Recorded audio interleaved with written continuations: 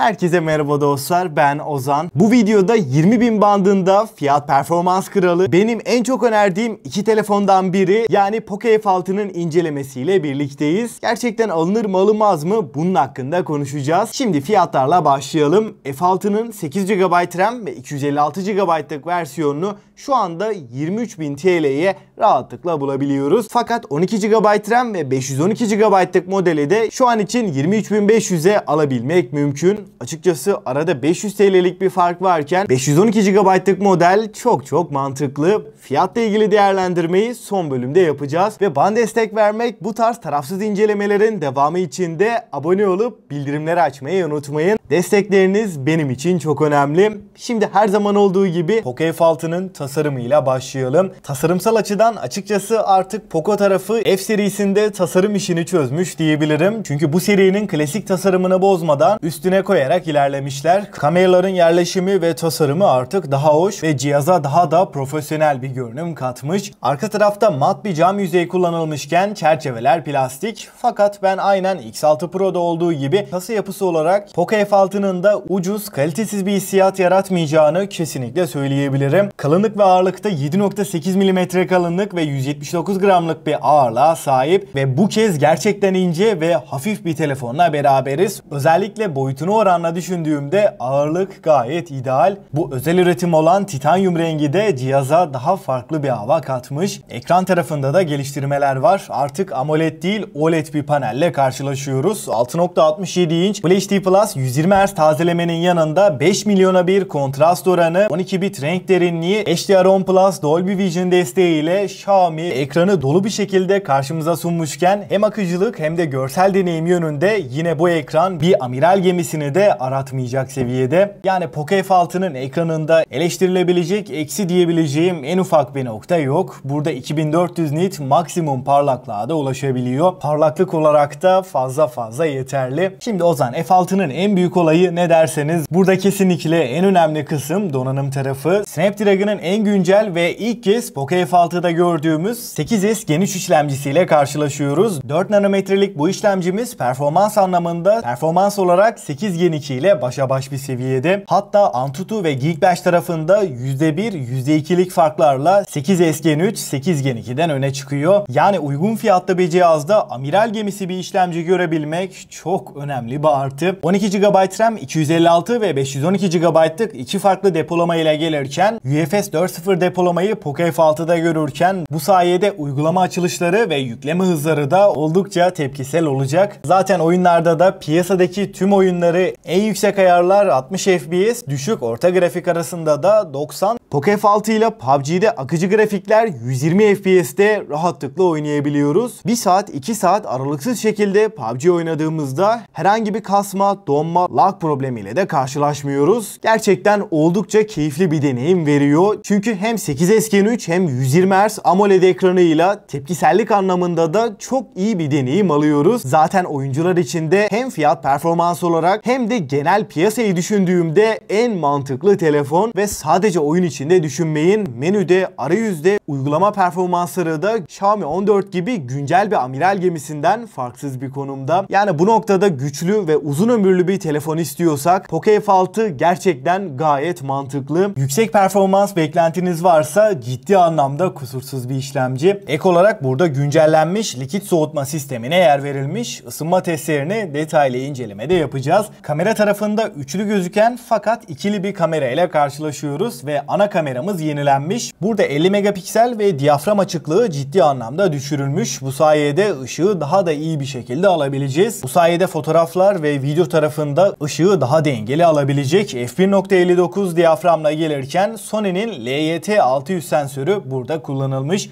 İkinci kamera 8 megapiksel ultra geniş ve ön tarafta da 20 megapiksellik Full HD 60 FPS çekebilen bir kameramız var ve nihayet arka kameraya da 4K 60 desteği geldi. Artık video performansının da iyileştiğini söyleyebilirim. Artık kameranın da iyileşmesiyle beraber Poco'nun F serisi tamamen performans odaklı değil, kamerada da bir denge yakalanmış. Açıkçası kamera kalitesi de Poco cihazlar içinde düşündüğümde kesinlikle ayrı bir konumda. Hem fotoğraflar hem de video kısmında Poco F5'e göre ciddi geliştirmeler var. Özellikle 4K 60 FPS desteği ve OIS'in gerçekten başarılı çalışması Poco F6'yı bir kademe daha yukarı çıkartıyor. Bataryada 5000 mAh'lik bataryayı ve 90 Watt'lık hızlı şarjı görüyoruz. Kutu içeriğinden bu adaptörde çıkıyor. 90 Watt'lık adaptörün kutudan çıkması çok önemli bir artı ve sıfırdan 100'e bu bataryayı ortalama 25 dakikada doldurabileceğiz. Batarya konusunda hem işlemcinin 4 nanometre olması hem de yeni likit soğutma sistemiyle beraber Poco F6'nın bir günümüzü her türlü senaryoda rahat çıkaracağını düşünüyorum. Android 14 ve HyperOS ile beraber geliyor ve 3 yıl boyunca güncellemeleri almaya devam edecek. Hoparlör tarafında da stereo Dolby Atmos hoparlörler kullanılmış ve hoparlörün boyutu hem üst hem de alt kısımda büyümüş durumda. Kablosuz bağlantılarda da Wi-Fi 6, Bluetooth 5.4, 5G ve NFC desteğiyle gelirken yüz tanıma özelliği ve ekran altı parmak izi okuyucuyu görüyoruz. Suya ve toza karşı da IP64 ile 1,5 metre suya 30 dakika boyunca dayanabiliyor. Açıkçası Poco F6 X6 Pro'dan da daha dengeli bir telefon olmuş. Dostlar, şimdi en önemli kısım, yani son bir değerlendirme yaparsam Poco F6'ya genel anlamıyla baktığımda özellikle performans ve ekran kalitesinde ciddi bir şekilde ayrışıyor. Ve Poco'nun F serisinde de şu ana kadar çıkmış en dengeli telefon. Performans anlamında bu fiyat bandında zaten rakipsiz bir cihaz. Ekran kalitesi üst seviyede, tasarım ve kasa yapısı olarak da hiç fena değil ve kamera olarak bu fiyat bandındaki diğer Çinli markalardan kesinlikle önde. Yani Poco F6 artık sadece performans odaklı bir cihaz değil. Güçlü bir telefon istiyorum ama kamera, ekran ve batarya olarak da beni üzmesin dediğinizde gayet mantıklı bir seçenek ve açıkçası bu fiyatına oranla düşündüğümde benim rahatlıkla önereceğim bir telefon ve 3 yıl boyunca güncellemeleri almaya devam edecek ve son olarak da fiyatına oranla bir not verecek olursam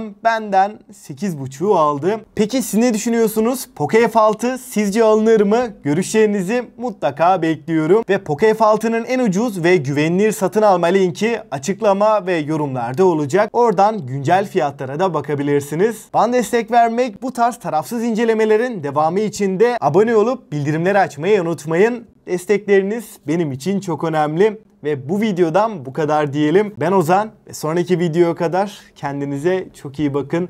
Hoşça kalın.